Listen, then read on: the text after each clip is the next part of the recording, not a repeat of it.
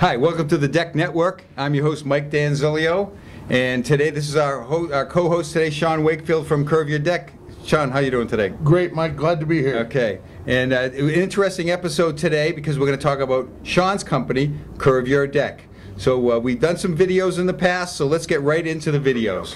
Today we are with Sean from Curve Your Deck, and he's going to tell us a little bit about how to curve decking and railing. But first we want to know about the genesis of Curve Your Deck. So Sean, tell us what happened and how you got to the point where you are right now. Well, for many years I was a deck builder out either in California or out here on the East Coast, and I had a lot of customers ask me, can you do a curved railing? Can you do curved decking? And I had to either turn them down or talk them out of it some way or lose the job.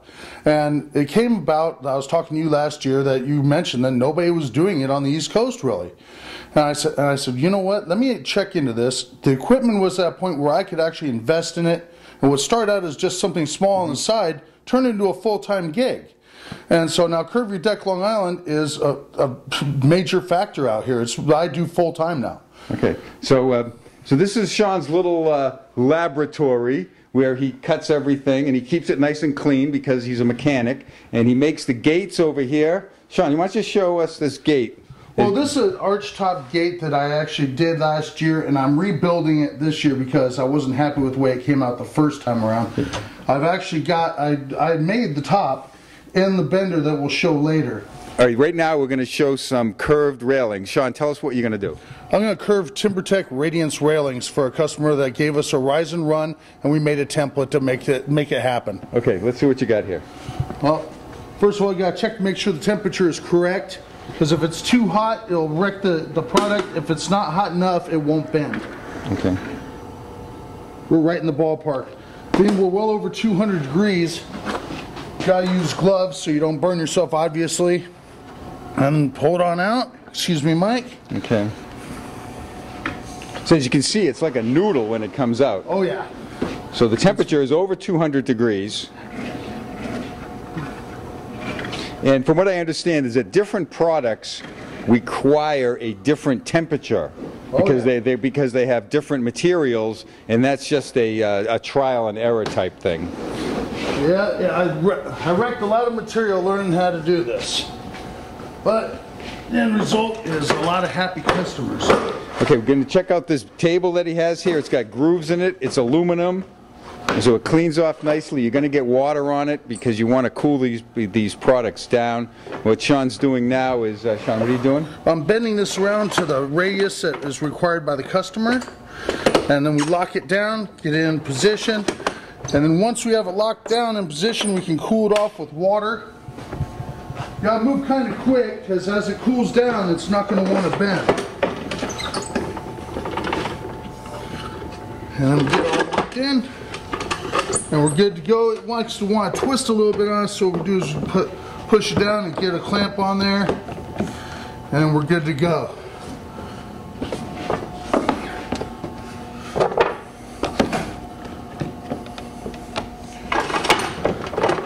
Then finish locking it down. We'll cool it down with some water. About 20 minutes, I'll put the next part in. Okay, well, that's how you curve a railing. Now we're going to look at one of Sean's clients' decks with completed curved railings. This deck should be entered into NADRA's Deck of the Year contest for 2012. Right now we're with Sean from Curve Your Deck, and we're at one of his local jobs that we did all the rail curving for. Well, Mike, as you can see, it came out beautiful. Just phenomenal. You can't beat this. You got the curved deck, then you got the curved railings, and then on top of it you even have curved stairs. Okay, all right, let's go take a look at the stairs. All right, Sean's going to show us this beautiful curved staircase here. Sean, give us a little tour of this. Well, what we did is we came out and we got some templates made, and we made the template to follow the curve of the staircase. As you can see over here, as you look up, it's not a very hard curve, but it's a nice subtle curve, and it just came out just beautiful. Now when we're making templates for these curved stairs, do we have to do them any different than when we do them for a railing? No, you do it exactly the same way. So going down the stairs doesn't really make it any different. We just make the template the same way. That's correct. Yeah, the same template. The only thing that is any different is the actual installation, because you have to have a little bit more sense of finished carpentry to get the cuts just right. Yeah, and we always want to have the most accurate template that we can, because we want to have the product to come out as best as possible. So, Sean, let's go up top and see what it looks like from up there. Sure thing. We're up on top of the deck now, and Sean, why don't you give us a little tour about what we did over here? As you can see, we have a beautiful property. It's right here on... You can't beat the view. Yeah, it looks great. This is an awesome place to have a beautiful curved deck and rail. What we did is we made templates for each individual rail that came around. As you can see, they just came out beautiful, as each individual rail had an individual template. And I made them each individual to fit. As you can see, it just flows, just beautiful all the way around. And comes into here. We even have a little short curved rail right here, and then it goes down to the stairs. All right, well, Sean, looks great. We're going to go back and look at another job right now, and Sean's going to show us how to make these templates, and also if you wanted to do just a straight rise and run, but we got to show the proper way of doing that, and gate assembly, or gate hanging the gate properly. Sean is now going to show us a curved deck that he built for me at my showroom. Now Sean's going to show us a display here. This is actually a display at my store. So Sean, why don't you give us a little tour of what we got here? Well, what we have here is we have the black Timbertech Radiance rail that we curved to it's actually a 10-foot radius that we built here. And we also did a double decking border to follow the railing. Really, come up here and show us. You can see how nice the railing actually follows the decking and the actual radius of the actual deck. It came out beautiful. We made our templates to the exact radius. Each individual rail is an individual template. And same thing went for the decking. However, the template for the decking is a little bit different than the template for the railing. It's the same template, it's just a matter of the measurements you take off of it. All right, let's go up on top a little bit and take a look at it.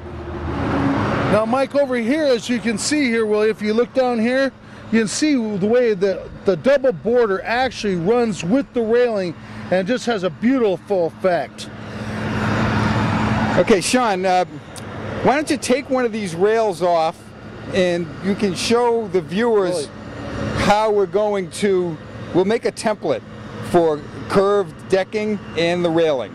No problem, Mike, I'd be happy to. Sean will now show us the proper method for making a template. Here at the deck display here at No Maintenance again, and we've removed the rail, and this is what we put down, a piece of house wrap here to make our template. It's important to make sure that your template stays in place, unlike what it's trying to do right now and blow away, while you're making your drawing out your template. Now you can do this two ways. If we had a piece of plywood or something, you could draw it from underneath and get it. But in this case, what we're going to do is we're just going to go right over the top and follow it around. Try to keep it as accurate as possible all the way around. What this is being is this would be the outside of our frame. This being the outside of our frame, instead of being having decking on it, then you'd have to compensate for a reveal and fascia if you're using fascia. Reveal should be at least 3/4 of an inch to an inch, and your fascia is about 3/4 of an inch to an inch as well. So you're looking at about 1.5 to 2 inches that you would have to measure outward from this line for your reveal. Now we have this line here. What we want to do is make sure we have it all the way back to where the rail is, and then we have to measure back to where our post is. We have a skirt here, so I'm going to give it back just a hair. Right there we have 3 inches. So we want to make a mark right here at 3 inches. All right, that's the depth of where our post is to what we have to measure to center and make it where we can center our rail. We have to give it back about another 1/2 an inch beyond that. And we're going to do the same thing over on this side. Got our mark all the way around. This side we only got about 2 3/4. But it's very important to make sure that that's exactly where you want it, so that the rail comes out as precise as possible. Now, like I said, for decking, if this was the outside of the frame, you'd have to add for your reveal, which would be 3/4 of an inch to an inch, and for fascia, which would be anywhere from 1/2 inch to an inch, depending upon what style of fascia you're using. There are a few other methods besides a template to make curved decking and railing. Let's look at them now. The template method will always be the most accurate, but sometimes you just can't get a template, so the radius method will have to be employed. This sketch that you're looking at right now has a 10-foot radius, so if you make a note to Sean and say there's a 10-foot radius, he's going to say, is it 10 foot to the outer edge of the frame or 10 foot to the outer edge of the decking? Now this does make a difference, so please be accurate when you give Sean the information. This is the rise and run method. This method should only be used for calculating railings. It's just not going to be accurate enough for decking. Now Sean is going to show us how to set up a gate. Okay, we mentioned before that we're going to go over the proper way to install a gate. Installing a gate is pretty self-explanatory, but there are some things you have to keep in mind. The more plumb your post is, the better your gate's going to hang. Because nobody wants to see a gate hanging sideways because the post is looking like this. It's got to be nice and straight. And then after you got your hinges set and you get the gate attached, then you want to make sure that you line up the barrel of the latch right here with where the receiver is going to be on the post. If those are done correctly, your gate should open and close perfectly, and you will never have a problem. We've tried several different types of hardware as far as latches go, and we believe that this is by far the best because it's not going to corrode, and it's always going to look nice and it's going to blend with your gate. All right, Sean, that's pretty impressive. That one deck looks great. And oh, that deck's phenomenal, yeah, dude. and I like it so much. We're gonna build one of those decks similar to that here at my new showroom. But Sean, tell us a little about some of the new projects that you have on the horizon and for the 2012 season. Well, I got 2 new projects going right now, Mike. One of them is I'm doing a round gazebo, where we're gonna have the round decking, round railings. We're even gonna put a fire pit in the middle of it. It's gonna be really trick. Yeah, we'll have that on the Deck Network when we get going on that. But tell us about the most exciting part that we're going to have for contractors and homeowners. Well, for contractors and homeowners, what we're going to do is we're going to take away a lot of the time it takes to do a curved deck, because what we're going to do is I'm going to fabricate the actual outside rim of the frame already set to a radius, as well as the decking and the railing all matching. That way when a contractor gets it, orders it from me, he can have it in a week. Maybe 2 weeks at the outside. So once the frame's up, he can actually install the rim, put his posts in, get on with the deck, and get it done. Yeah, you're going to want these parts before you start the deck, because we're making a curved, laminated, treated plywood outside of the frame, which, and of course we're going to have videos and all that to show that, and that'll be on an upcoming episode of the Deck Network. We're going to try to do a spiral stairs. That's going to be a little tough, but it's going to be tough, but it's nothing I can't handle. Yeah, we're going to be able to, we're going to have to put our minds together to get this thing to work out. And okay, that's enough for Curve Your Deck today, but let's talk a little about the Deck Network. And the Deck Network is all about decks. And for now, we're just putting as much content and information about decks on the site, and we just want people to look at the videos. If you're building a deck or you're a contractor, you can send them to the homeowners and have them take a look at it, because there are proper techniques. And decking is very important. It's a beautiful part of the house, but it has to be done correctly. There's a lot of incorrect ways of building these decks, and safety is very important, and it's near and dear to not only us but our friends at the North American Deck and Rail Association. So look for some more episodes coming up. If you want to sign up for the Deck Network, you can from the front page of our home site, and you can sign up to get all our newsletters, and when we get new videos coming out, you'll certainly get those sent right to you.